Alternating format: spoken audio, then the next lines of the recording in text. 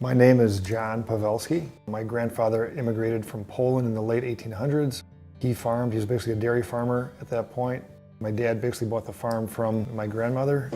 He began dairy farming also until he developed what they call farmer's lung, which is basically an allergic reaction to a lot of the dust, molds, and mildews that's associated with feed and forage and hay and animals. And so the doctor either said, feel miserable your whole life or get rid of the animals and go into something else. So he got rid of the animals and actually went into cash cropping.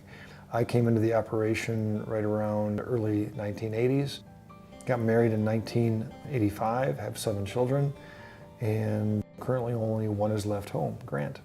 Organic farming has some specific stipulations and rules that you have to follow as far as inputs that you can allow.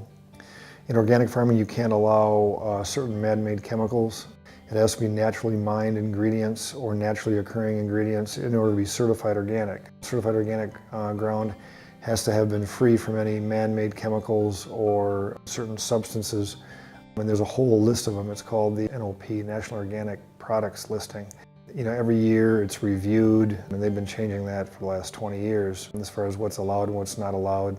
But again, basically, you can take any land and have it become organic as long as it's had for at least 3 years. But now, again, organically, you can almost grow organically somewhat the same as you can conventionally, except your inputs are usually a lot more expensive. A grass herbicide, to grow conventionally would probably cost anywhere from $8 to $10 an acre to apply, where organically it can be anywhere from $25 to $75 an acre, because it's just a lot more expensive to find something natural, or you got to use a lot more of that natural product to control that weed or pest that you're trying to control. One of my ideas is that I always wanted to work with orphans or foster children that are unwanted. To me, there's no child that's unwanted.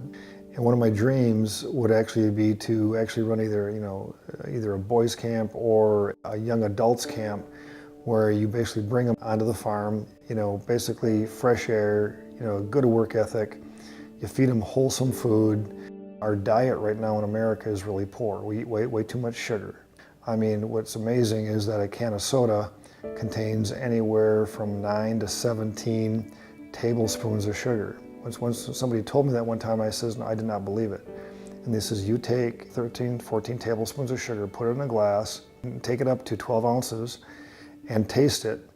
And so I actually did that. I took, 14 tablespoons of sugar, put it in a glass. It was roughly a little bit more than a quarter, almost a third full of sugar. Added enough water to bring it up to 12 ounces, and I tasted it. It totally all dissolved, and it tasted like flat soda. So you see some of these kids drinking 3, 4, 5, 6 cans, a 6-pack of soda a day. I mean, it's throwing their pancreas and their insulin levels out of whack. That's why you're seeing type 2 diabetes at age 6, 7, 8, 9, 10, because these kids are just not eating right. That was one of my dreams, is to bring those kids onto a farming situation. You feed them right, you put them in a curriculum or an environment that they can thrive, one that's full of compassion, edification, exhortation, love, and also they have a lot of fun. And then you teach them how to have relationships, and you get them out of an environment that's gun related or a very harsh environment in some of these cities nowadays.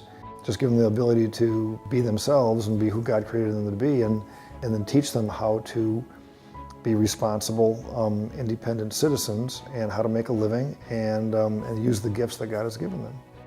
That's one of my dreams, is I actually want to potentially start. So we'll see where it goes.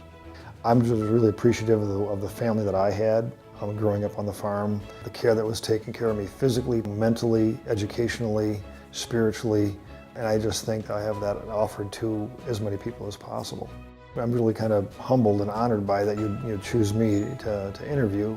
Faith is one of my biggest foundations, or is my foundation of what I do, why I do it, when I want to do it.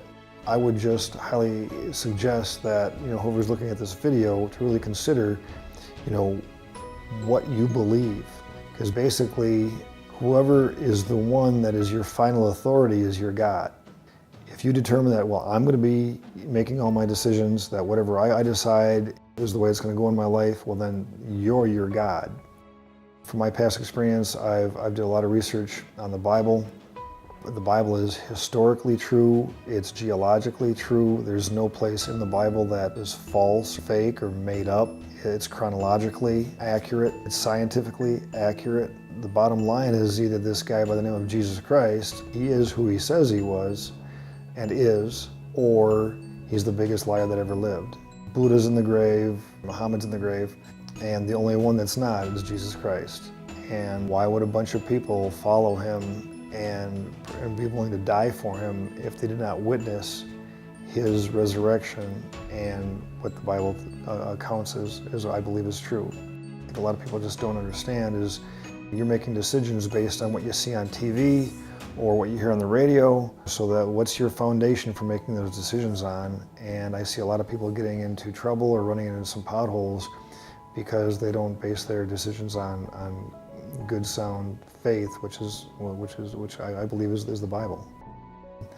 And so I would just recommend them to take a look at that, and the sooner you decide that and make that decision for your life, I think the better off you'll be. I wish I would have made a decision to accept Jesus Christ as Lord a lot sooner than I did. It would have saved me a lot of problems.